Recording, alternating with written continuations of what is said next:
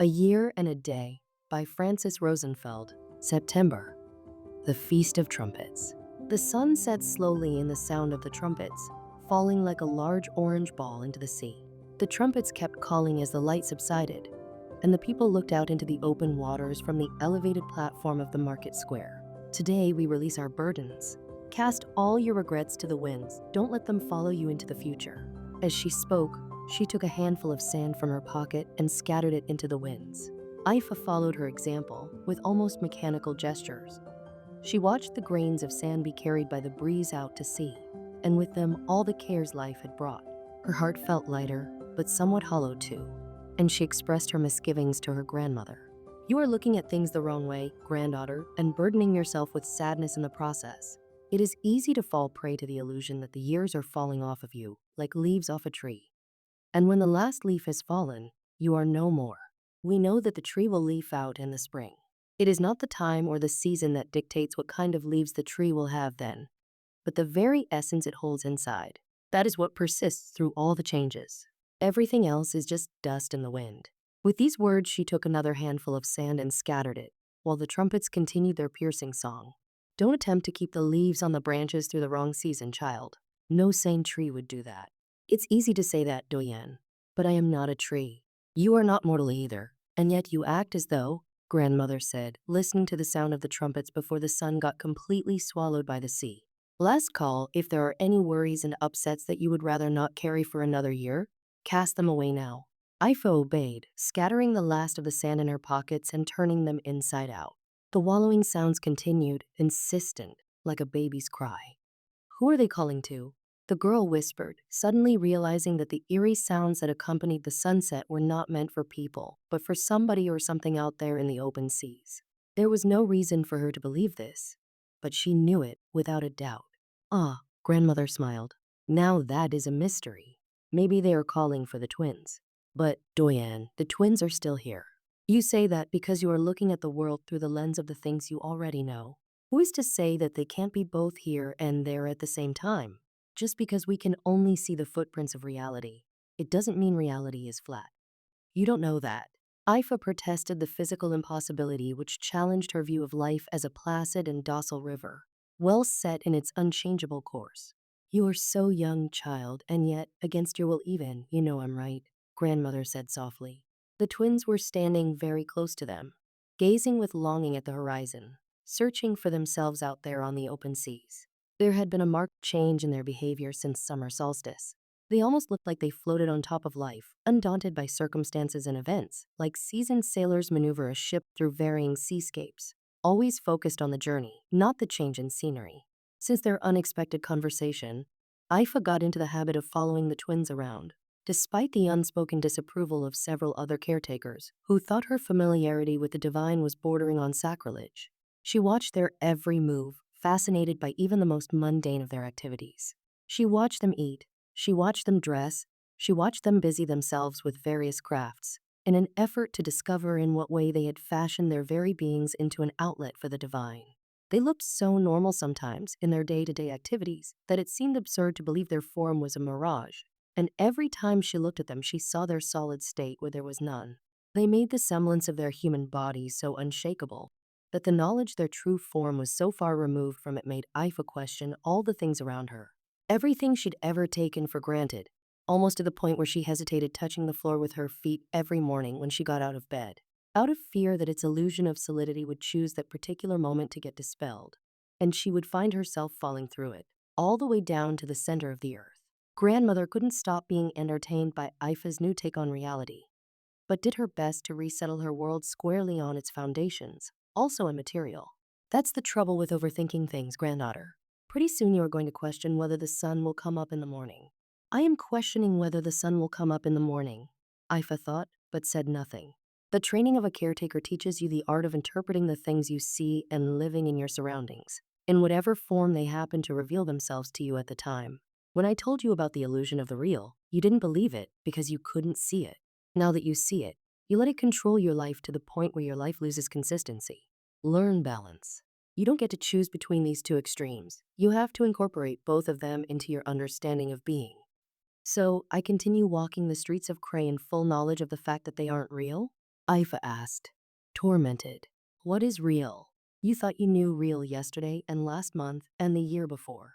What are you going to think real is tomorrow? I will tell you again, now that your perspective has broadened a bit.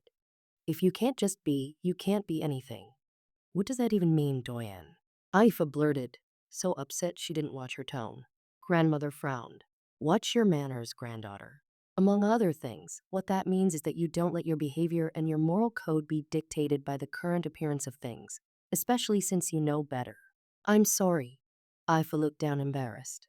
No reason under heaven could justify her being disrespectful to her grandmother, not even the dissolution of reality itself. Don't give it another thought, child. Grandmother soothed her worry. Let me try to explain to you what that means.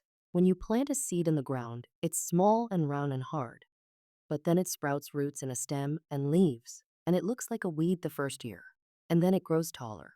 After 10 years, it is a small sapling. After 100 years, it is a majestic tree, dominating the landscape. After 1,000 years, it stands so tall and unmovable against the winds, it seems its very trunk is made of stone. It takes 10 people to embrace its circumference, and from the ground you can't see its canopy, hidden as it is beyond the clouds. And here is my question to you. Which one of these images is the real tree? All of them, Ifa replied. Not only that, but all the transitions from one state to the next, also. What we see as static pictures is in fact constantly in motion. The moment you try to get a firm grasp on the here and now, it melts under your fingers, because there is no here and now, just motion and transformation. The same way the tree just is through all of its changes, so must you be through all of yours. By the way, we ran out of water. Could you bring some, please?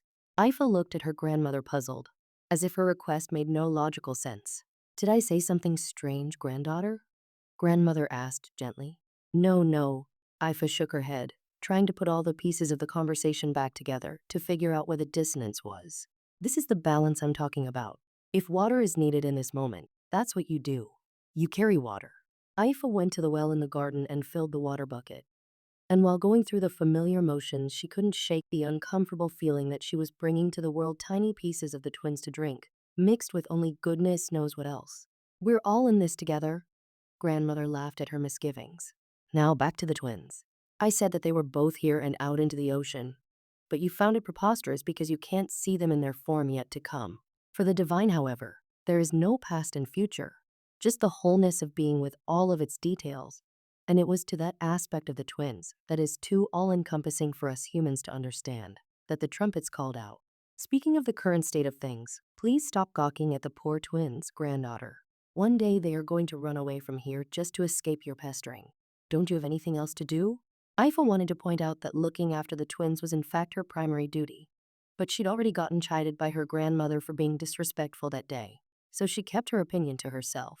Believe me when I say, child, that if there is something that the twins want you to know, they are going to show it to you, whether you lose sleep over it or not.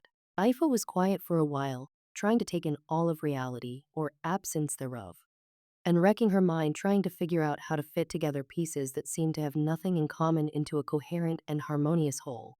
In the end, she couldn't help utter, almost in a gasp, I don't think I can do this, Doyen. It is too hard. Look at me, child. I have been around for more years than I care to count, and I have been where you are right now. For what it's worth, I am living proof that you are going to be just fine. The strange light of the sunset followed them all the way back home, almost too intense, glowing orange and purple and casting long, colorful shadows across the old stones of the buildings and streets of Cray. I've tried to picture a time when Cray was nothing but a wild cliff hanging over the sea, and for a moment she saw it in her mind, the place's ghostly presence shadowing its current form. She looked into the future too, and saw the city there, completely transformed, so much so that her mind couldn't recognize it or make sense of it, its old bones barely visible under the new garments of the real. Its future appearance was so alien to her that she tried to hold on to the familiar landscape in front of her eyes, as if its imagery was going to dissolve at any moment. This is the reason why we don't get attached, grandmother commented. Attachment brings sorrow when the things you love disappear, and it brings fear when the things you don't like appear. But all things change eventually, and so will you, and so will I. What if I don't want things to change? Ifer replied. Only yesterday you thought that the appearance of things in their solid form was an immutable law of nature, and you wouldn't think of questioning it. Now that you are faced with the actual immutable law of nature, you can't accept it at face value. Our only certainty is that things will change, whether we want them to or not. What then is the point of doing anything at all? Ifa asked. You can leave it up to nature to tend to your garden, and nature will do it. But if you want your garden to have your favorite flowers, you have to plant them and tend to them yourself. In both cases, the garden will change with the seasons, and in both cases, nature will take care of it. But in the first instance, your landscape will look random, and in the second instance, it will reflect your intent. It is the gift of the spirit to be able to lend your will to things. You are like a potter, shaping clay into pieces of art.